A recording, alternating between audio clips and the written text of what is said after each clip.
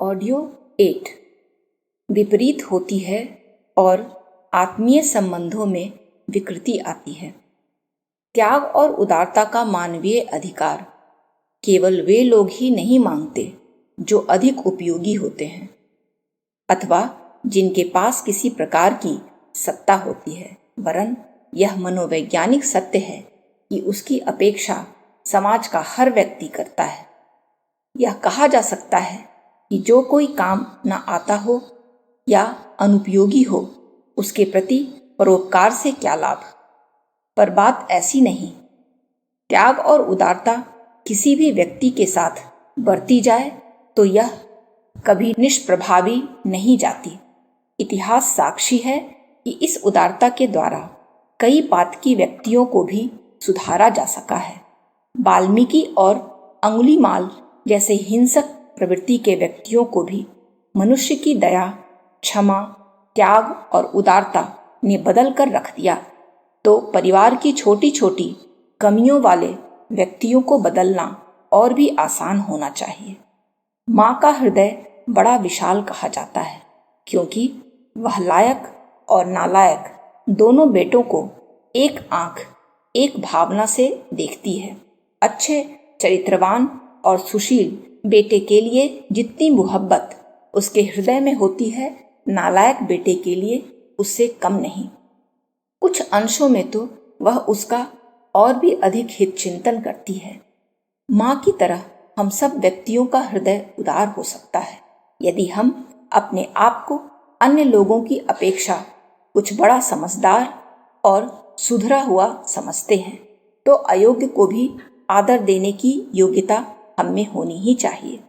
स्वार्थ वृत्ति का उन्मूलन, त्याग का परिष्कार, आत्मीयता बढ़ाने की दो धाराएं हैं। ये दो स्वर्ण सूत्र हैं जिन्हें अपनाकर खोए हुए संबंधों को सुधारा जा सकता है, सुधरे हुए संबंधों को प्रगाढ़ बनाया जा सकता है।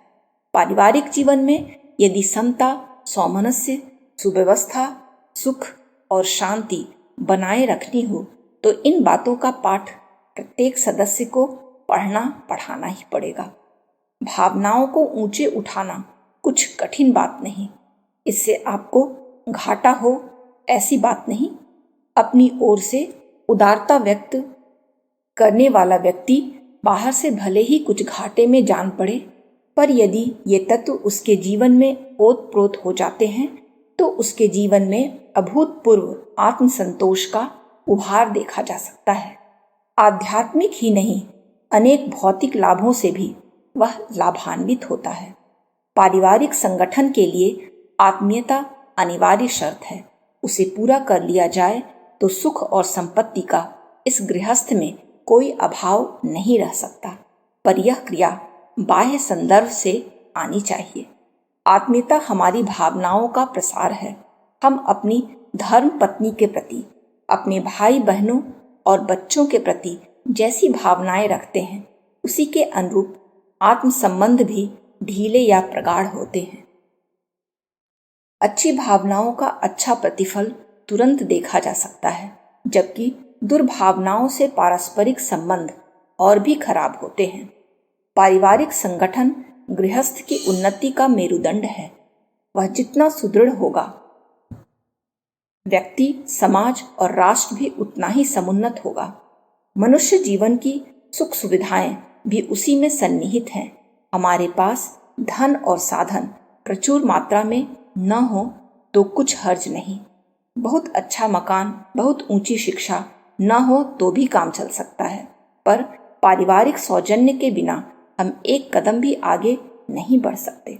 सुखी गृहस्थ के लिए भाई भाई में अटूट प्रेम, पिता पुत्र में गहन आत्मीयता, पति पत्नी के बीच पूर्ण एकता और विश्वास होना आवश्यक है। इसे उपलब्ध कर सके तो स्वर्ग इसी धरती में है। इसे ढूंढने के लिए कहीं अन्यत्र जाने की आवश्यकता न होगी। हम अपने स्वर्ग अथवा नरक का निर्माण इसी धरती पर स्वयं ही करते हैं। यह तथ्य भली भांति समझ लेना चाहिए, तभी गृहस्थ जीवन में स्वर्ग के अवतरण की जिम्मेदारी को समझा और उसके अनुसार आचरण किया जा सकेगा।